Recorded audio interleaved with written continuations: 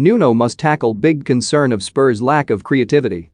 Nuno Espirito Santo was asked a good few questions the other day, and he was missing a few good answers. Eric Dyer's injury, that of Son Heung-min, the red card for Japhet Tanganga? Let's wait, doesn't know, didn't see. The problem, of course, is those are the easy ones. The trickier issue is that the league table stopped supplying fig leaves for Tottenham's modesties in the early stages of Saturday afternoon. There should be no sprint to sweeping judgments against any team who have knocked off 3 wins in 4, including over Manchester City. But what played out in Tottenham's hammering by Crystal Palace was a jolting confirmation of suspicions that lingered around the trio of 1-0 victories. Nuno made no attempt over the weekend to swerve what we all know, so he admitted the lack of creativity from the Spurs attack at Selhurst Park was a big concern. We had enough quality and talent to play better.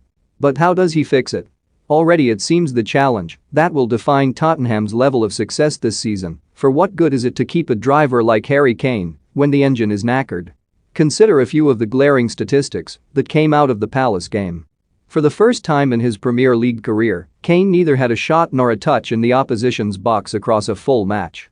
On a collective level, Tottenham's 2 shots was their lowest in a Premier League game since August 2005 against Blackburn. Stuart Pearce was fighting to keep Manchester City out of the bottom 3 back in those days.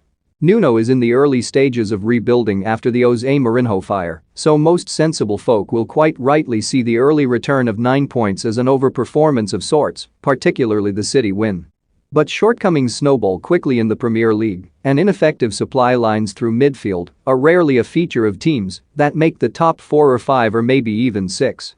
If there was a specific concern against Palace, a performance that was even more mind-numbing than the statistics would suggest, even prior to Japhet Tanganga's red card, it was in its predictability.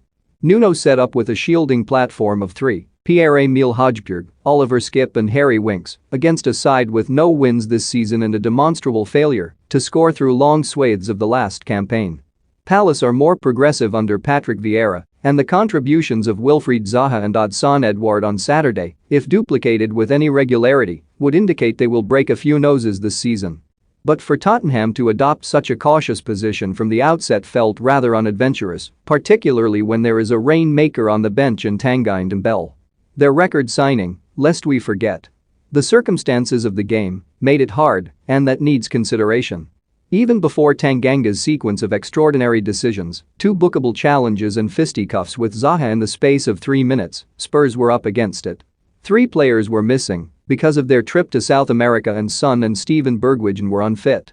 That limited Nuno's hand, but it doesn't explain why the pressing operation seemed to stop around the 20-minute mark, and it doesn't address why no substitutions were made to change the tide at 1-0 down. Already there has been an uncomfortable move away from Nuno's preferred methodology, a manager who favors limited rotation. He has used 20 players already this season, compared to 21 in the entirety of the 2019-20 season with Wolves. He has the squad to make those changes, though it will be severely tested now, just weeks into the season.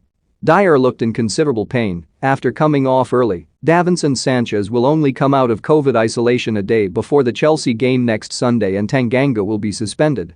That leaves a very light defense for a team that is currently averaging